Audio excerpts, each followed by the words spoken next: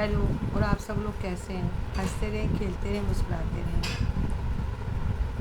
मैं आज फिर आपको एक कहानी सुनाने जा रही हूँ। मेरी कहानी कैसी लगती है कमेंट में बताया करो। यह एक छोटे से परिवार की कहानी है जिसमें सावित्री जी हैं और विजय जी हैं। उनके बेटे का नाम रोहन होता है। सावित्री जी भगवान जी को बहुत ज़्यादा माना करती हैं। उनके घर में हमेशा ही भजन चलता रहता है, सीताराम सीताराम सीताराम। जो उनका बेटा रोहन होता है वह दिमाग से ज़रा कमज़ोर होता है। वह उसका बहुत इलाज करवाते हैं, बहुत इलाज करवाते हैं, मगर बच्चा सही नहीं होता है। हाँ, बच्चा भक्ति को मानने वाला होता है, भगवान को मानने वाला होता है, सीधा साधा बच्चा होता है और मीडियम घर से बच्चा होता है। ये दोनों ही मीडियम घर के होते हैं। अब उनका पूजा पाठ बहुत ज़्यादा चलता था, इसलिए भी पूजा पाठ चलता था कि बच्चा हमारा सही हो जाए, बहुत ज़्यादा सीधा था। अब एक बार की बात होती है कि बच्चा कई बार घर से निकल जाता था, कई बार घर से निकल जाता था और वह हमेशा ही भगवान का नाम लेता रहता था। तो स्कूल में पढ़ने नहीं जाता था, क्योंकि जब पढ़ने जाता था तो वहाँ से मार खा कर आता था। मार इसलिए खा के आता था कि सीधा था वो बच्चा, किसी को मार पाता नहीं था, बदला ले पाता नहीं था। तो बस उसके माँ बाप ने उसे सीताराम सीताराम ही सिखा रखा था। वह हमेशा ही सीताराम सीताराम सीताराम सीताराम ही करता रहता है। एक बार वह बच्चा यदि घर से निकल भी जाता था, पता नहीं क्या होता था कि घर में वापस आ भी जाता था, अपने आप आ भी जाता था। और 10-12 साल का बच्चा होता है। अब एक बार की बात होती है, बहुत तेज़ बरसात हो रही होती है, बहुत तेज़ बरसात हो रही होती है। उस बरसात में घर से निकल जाता है, बरसात में घर से निकल जाता है और पूरे भागता जाता है, भागता जाता है, भागता जाता है और पूरे ही रास्ते में सीताराम सीताराम सीताराम सीताराम करता जाता है। उसे नहीं मालूम होता है कि मैं बरसात में जा रहा हूँ, गलियों में सड़कों में पानी भरा हुआ है और वो ठप ठप ठप ठप करता हुआ जा रहा होता है। उसे ये भी नहीं पता होता है कि आगे वाला भीग रहा है या मैं भीग रहा हूँ। वो अपनी मस्ती में सीताराम सीताराम करता हुआ चला जाता है। आगे एक हलवाई की दुकान पड़ती है, हलवाई की दुकान पड़ती है, वह वहाँ पे रुक जाता है। रुकने के बाद वह सोचता है, उसका मन जलेबी खाने का करता है। और सबको, वहाँ के जो लोग थे, सबको ही मालूम था कि यह बच्चा सीधा साधा है। और कहते हैं जो सीधा साधा होते हैं बच्चे होते हैं उनमें छल कपट तो होता ही नहीं है। और वैसे भी सभी बच्चे भगवान का रूप ही माने जाते हैं। और ऐसे बच्चे तो ज़्यादा ही भगवान का रूप माने जाते हैं, क्योंकि इन बच्चों को तो कुछ पता ही नहीं होता है, छल कपट कहते किसे हैं। तो वो वहाँ पे जाता है, तो वहाँ पे जाकर दुकान पे बैठ जाता है। दुकानदार को भी मालूम होता है कि ये बच्चा 24 घंटे उस बच्चे को जानता था, तो वह भी उसे जलेबी कुछ दे देता है पत्ते में रखकर, और वह जलेबी खाने लग जाता है। बच्चा खाने लग जाता है, फिर वहाँ से भाग जाता है। मगर वो बस बरसात में उसे जिद चढ़ जाती है कि मैंने आज बरसात में भागते जाना है, और सीताराम सीताराम सीताराम करता हुआ जाता है। रास्ते में एक नया जोड़ा जा रहा होता है मोटरसाइकिल पर। मियाँ बीवी जा रहे होते हैं, लेडीज़ ने बहुत अच्छी साड़ी पहनी होती है, और ये इतनी तेज़ बच्चा भाग रहा होता है कि इसकी वो जो भागने से उस लेडीज़ की साड़ी गीली हो जाती है। और गीली हो जाती है, वो आदमी बाइक से उतरता है, वह इस बच्चे को देखता है, वह इस बच्चे को डांटता है। तो ये फिर भी सीताराम सीताराम अपनी धुन में सीताराम सीताराम करते ही जाता है। तो बाइक से वो लड़का उतरकर ये कहता है, इसने एक बार मुझे सॉरी तो बोला नहीं, ना इसने मुझे देखा, और अपनी धुन में सीताराम सीताराम करता जा रहा है। इसे ये नहीं मालूम है इसके भागने से लोगों को कितना नुकसान हो रहा है, कि लोगों पीछे से किसी के कपड़े भीग रहे हैं, किसी के ऊपर छींट पड़ रही है, उसे कोई मतलब नहीं था। बरसात में भीगना सही होता है, मगर जो पैरों की जो छींटे वीटे होती है उससे आदमी कतराता ही है, उससे तो आदमी कतराता ही है। तो वो आदमी बाइक से नीचे उतरता है और इसके ऊपर एकदम चाटा मार देता है, चाटा मार देता है।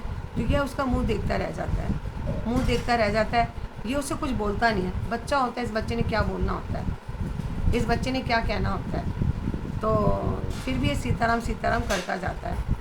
और वो जो बाइक पर जो था वो चलते चले जाए, अपनी बाइक से अपने घर पहुंच जाते हैं, अपने घर पहुंच जाते हैं। घर पहुंचने के बाद वह सीढ़ी पे चढ़ रहे होते हैं, सीढ़ी पे चढ़ रहे होते हैं, आदमी का पैर फिसल जाता है, आदमी का पैर फिसल जाता है और आदमी गिर जाता है। गिरने के बाद उसके खून निकलने लग जाता है, खून निकलने लग जाता है। वह जो लेडीज़ थी, उसकी जो बीवी थी, जो उसकी औरत थी, वह काफ़ी चीखने चिल्लाने लग जाती है, वह काफ़ी चीखने चिल्लाने लग जाती है कि इनके काफ़ी खून बह रहा होता है लड़के के। तो वे एकदम सबको इकट्ठे वहाँ पे लोबाग हो जाते हैं। तो ऐसा कुछ फिसला भी नहीं था, जितनी जल्दी उसे लग गया, जितनी उसे चोट लग गई, एकदम ऐसा हुआ। सब लोग कहते हैं कि इसने किसी को पीछे मारा है तो उसकी बच्चे की इसे बद्दुआ लग गई है कि बच्चे को इसने थप्पड़ मारा है। और वो लेडीज़ खुद भी बोलने लग जाती है कि ये पीछे से ऐसे ऐसे गुस्से में थे और गुस्से में थे चलते चले जा रहे थे और इसलिए इनका पैर स्लिप हो गया, इसलिए इनके खून निकलने लगा। अब उस बच्चे को ढूंढा जाता है कि किसने उन्होंने इसे क्या बच्चे ने इसे बोला है, क्या कहा है। जो इतने बच्चा भी दिखाई दे जाता है, बच्चा भी इन्हें मिल जाता है। बच्चों को पूछा जाता है कि तुमने इस बच्चे इन्हें क्या कहा, जो इतने लड़ाई हुई, जो इतना काफ़ी प्रसाद हुआ, क्या हुआ इस बात को लेकर। तो वो बच्चा तो ना समझता, उस बच्चे तो कुछ मालूम नहीं था। वह बच्चा फिर बोलने लग जाता है सीताराम सीताराम सीताराम सीताराम सीताराम।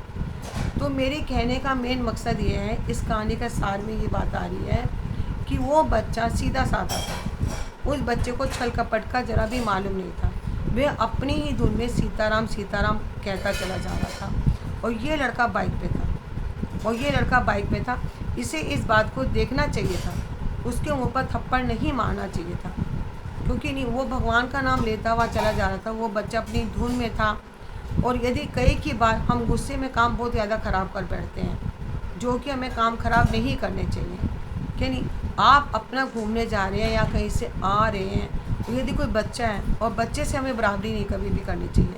हम क्या करते हैं, बच्चे से बराबरी करने बैठ जाते हैं। कई की बार मैंने देखा है कि बच्चे गलत बोल जाते हैं। बच्चों को नहीं बोलना चाहिए गलत, मैं ये नहीं कह रही बच्चों को गलत बोलना चाहिए, मगर वो बच्चा तो सीताराम सीताराम सीताराम ही करता जा रहा था। उस बच्चे को इस बाइक वाले ने नीचे उतरा और उसके मुँह पर थप्पड़ मारना शुरू कर दिया। और उसकी मिसेज ने उसे डांटा भी, उसकी मिसेज ने उसे बोला भी, अरे रहने दो, साड़ी जाकर धुल जाएगी। मगर नहीं, उसकी जिद थी कि नहीं, इसने इसकी साड़ी मेरी बहू की कैसे गीली। तो कई बार ये चीज़ें बहुत ज़्यादा गलत हो जाती हैं और हमें बच्चों से बराबरी कभी नहीं करनी चाहिए। हम लोग बच्चों से बराबरी करते हैं, वो काम हमारे लिए बहुत नुकसानदायक हो जाते हैं। मेरी कहानी आपको कैसी लगी मुझे कमेंट में बताया कीजिए, अच्छा लगता है मुझे, है नहीं। और इसी तरह से मैं आपको फिर एक छोटी सी एक और कहानी बताती हूँ। एक बार की बात होती है, एक मियाँ बीवी होते हैं, वो भी मियाँ बीवी की कहानी है। इसमें उनके जो भी बच्चा होता था उसकी डेथ हो जाती थी, उनका कोई बच्चा बचता नहीं था। तो काफ़ी डॉक्टर से इलाज करवाते हैं, सब कुछ करवाते हैं, मगर बच्चा बचता नहीं है। घर के लोग काफ़ी परेशान हो जाते हैं, वो दुआएं करते हैं, अरदासें करते हैं। तो उन्हें एक पंडित जी आते हैं और पंडित जी उन्हें ये बताते हैं, अब आपका जो भी बच्चा हो तो आप उसे, जब वो समझदार हो जाए, बोलने लगे, आप उसे घर के बाहर बिठा देना। वो जब भी जो भी निकले सबसे राम राम राम राम कह के निकले, जो भी निकले सबको राम राम, अम्मा राम राम, बाबा राम राम ऐसे किया करें और सबके पैर छुआ करें। उनके 3-4 बच्चे होते हैं, सबकी डेथ होती जाती है।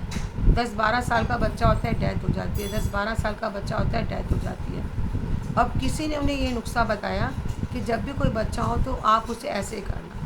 वो अब ऐसे ही करते हैं। फिर उन्हें बेटा होता है, बेटा होने के बाद वो समझदार हो जाता है बच्चा जब समझदार हो जाता है तो वो उसे सिखाते हैं राम राम करना और कहते हैं कोई भी बेटा आए तुम उसके पैर छुआ करो। अब जो भी आए वो उसके पैर छुए और सबको राम राम करे। सब लोग बहुत खुश हों कि बच्चा कितना समझदार है, बच्चा कितना अच्छा है। सब लोग उसे आशीर्वाद दे के जाया करें, बेटा लंबी उम्र हो तेरी, बेटा हमेशा खुश रहे, बेटा हंसता रहे, खेलता रहे, मुस्कुराता रहे। हमेशा उससे सबको राम राम करनी, घर के बाहर बैठ जाना, सबके उसने पैर छूने और सबको उससे राम राम करनी।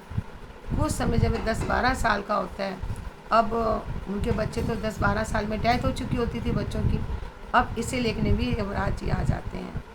यमराज जी जब इसे लेने आ जाते हैं तो सारी देवी देवता वहाँ पर इकट्ठे हो जाते हैं। कहते हैं इसके ऊपर, इस बच्चे के ऊपर इतना दुआओं का असर है, इतनी इसके ऊपर दुआएं, हम इस बच्चे को नहीं ले जा सकते हैं, हम इस बच्चे को नहीं कर सकते, इसके ऊपर दुआओं का बहुत ज़्यादा असर है। तो वह बच्चा उनका बच जाता है और वह जो उसका टाइम, जिस समय उनके बच्चे जिस एज में गुजरते थे, जिस समय उनके बच्चों की डेथ होती थी, वो समय अब निकल चुका होता है। तो हमें अपने बच्चों को अच्छे संस्कार देने चाहिए, हमें अपने बच्चों को बहुत अच्छे संस्कार देने चाहिए। बच्चों को राम, अब हम पहले क्या बोलते हैं, गुड मॉर्निंग या हम नमस्ते बोलते हैं, नहीं, हमें गुड मॉर्निंग ये अंग्रेज़ों की भाषा है, नमस्ते नहीं। हमें सुबह उठकर सत श्री अकाल बोलो, राम राम बोलो, राधे राधे बोलो, वाहे गुरु बोलो। इससे हमारे मुंह में भगवान का नाम निकलता है। इससे हमें भगवान का नाम निकलता है हमारे मुंह से। मगर हम क्या करते हैं, सुबह उठ के गुड मॉर्निंग, नमस्ते, हम इसमें अपनी शान समझते हैं। नहीं, हम यदि कोई उठता है, हमें सुबह उसके पैर छूने चाहिए, राम राम करना चाहिए। देखिए उनके परिवार में जो भी बच्चा होता था सबकी डेथ हो जाती थी, और एक वो बच्चा भगवान का नाम लेने लगा, और एक वह बच्चा सबके पैर छूने लगा, और सबसे उसे आशीर्वाद मिलने लगा। तो हमें अपने बच्चों को ये संस्कार देने चाहिए कि नहीं। हम अपने बच्चों को मगर ये संस्कार नहीं देते हैं। जो भी कोई आता है उसके बच्चे पैर भी आजकल छूने को तैयार नहीं होते हैं। बड़ों के आशीर्वाद से सब कुछ बहुत ज़्यादा बदल जाता है। दुआओं में बहुत असर होता है। जब कहते हैं मेडिकल में मरीज़ होता है ना, लाखों करोड़ों रुपया के बाद भी डॉक्टर पता है क्या कहते हैं, दुआ करो कि ये मरीज़ बच जाए। अरदासों में इतनी बड़ी ताकत होती है, बहुत बड़ी ताकत होती है अरदासों में। और हमें अपने बच्चों को अच्छे संस्कार देने चाहिए, हमें अपने बच्चों को अच्छी बातें सिखानी चाहिए। मैं गुड मॉर्निंग और नमस्ते को मैं ज़्यादा नहीं मानती हूँ। मुझे सुबह राम राम कहना, राधे राधे कहना, वाहेगुरु बोलना, सत श्री अकाल बोलना मुझे अच्छा लगता है। कहानी कैसी लगी कमेंट में बताना जरूर। कहानी छोटी थी इसलिए दोनों सुनानी पड़ गई मुझे। और कहानी कैसी लगती है कभी को बता ही दिया करो।